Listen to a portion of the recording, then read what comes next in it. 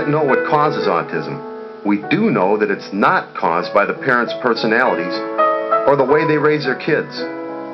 And we know that it lasts a lifetime, even though some people make remarkable gains.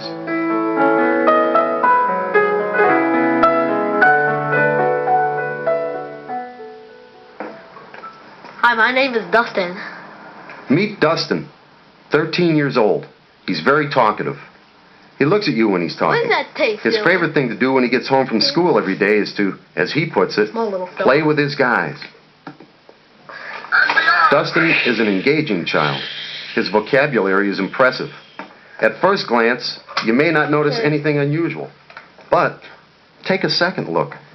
Talk to him and you'll soon notice that Dustin likes to ask questions. Can I finish this now? What are we going to do now? What's inside that camera? What time are we leaving? A lot of questions. Why? He does. And you know what's funny is he never talked until he was almost 4. And now some of the stuff that comes out of him, it's like, whoa. A real good example. 2 weeks ago I took him to get the pictures taken, his family picture. Never been in this woman's house before. She does it in her home. And their boy knew magic. And this kid didn't want to show Dustin. Well, Dustin went right to her and he's in her face, like grabbing her, going, he won't show me. And I mean, she's like, wow, you know, what's wrong with this kid? You know, and so I had to like, you know, I'm really sorry, you know, he has autism. Well, what's autism? You know, but she's in a panic state because this boy's, and he's kind of big, and that, like, situations like that, it's so embarrassing, you know. We followed Dustin and his family as they went to their neighborhood grocery store. Did she buy you some AA? Yeah. All right, then you don't need them. Hang on to your coupon. It's the continuous questioning of stuff. You know, like, he was on them batteries. Normally, even if he has a pack of batteries at home, he would still want those batteries because they go to his guys and he doesn't ever want to run out. Normally, he doesn't like to go to the store, but there's things that we have to take him because you can't leave him home by himself. But basically, it's just the constant questions, and he doesn't know how to make up his mind, like in them videos. He wanted the Sesame Street thing only because of his squeezable guys that he has, the ones that talk like the Talking Elmo and Ernie, but he really doesn't like it enough to want the video, so he sits and contemplates over it until we say something. But if we don't say anything, he'd just sit there, keep thinking about trying to make up his mind, which he really didn't want it in to begin with. The family says they worry about Dustin playing with the neighborhood kids, that the kids don't understand Dustin, and Dustin doesn't understand them. But the worry doesn't stop there. They say their experience has taught them that there are a lot of grown-ups who don't understand as well. So he's a neat kid, you know. He really is. He's a really neat kid.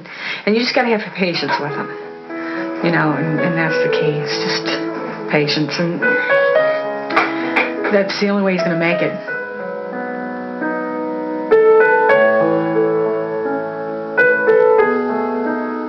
This is Michael. At times, he seems very bright and very normal.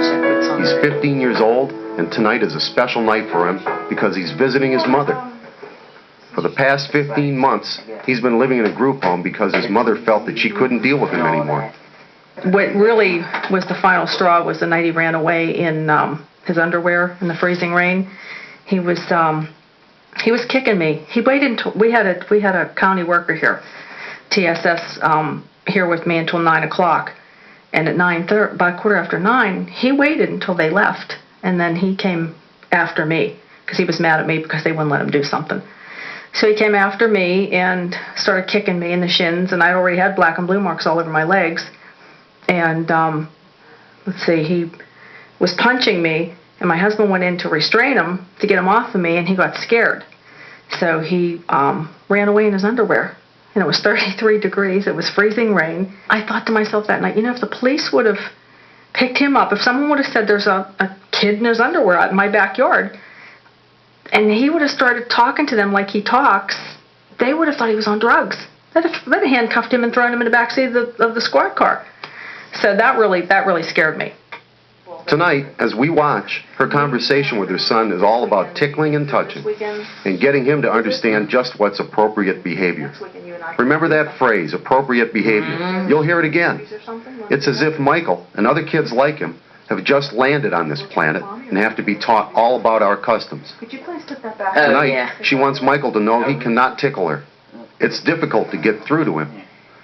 Listen for his halting speech pattern and watch how close Michael stands when he's talking. I just want to ask you something. What? Remember, I always go coochie coochie coo, and I sometimes like smack you. You're not supposed to do that anymore. Yeah, and when I tickle you, I had a question. Is that like a private part? Yeah, a 15-year-old boy doesn't look right walking up and sticking his finger in his mother's underarm. Like, say if I did this to you, and then like 5 minutes again, do it to you again. Yeah, but most 15-year-old boys don't walk up to Oh, their I mother. wouldn't do it like. But even once. Like. Well, you have to know, really like- explain things to Michael. I mean, you can't just give him a quick answer because he really doesn't understand. And plus the fact that he likes to control the situation.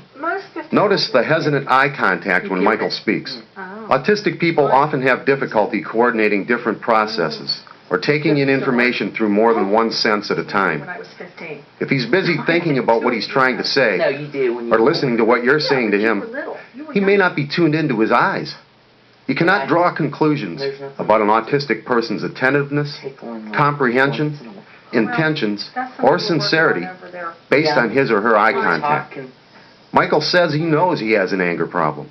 I've gotten mad like when people like wouldn't let me like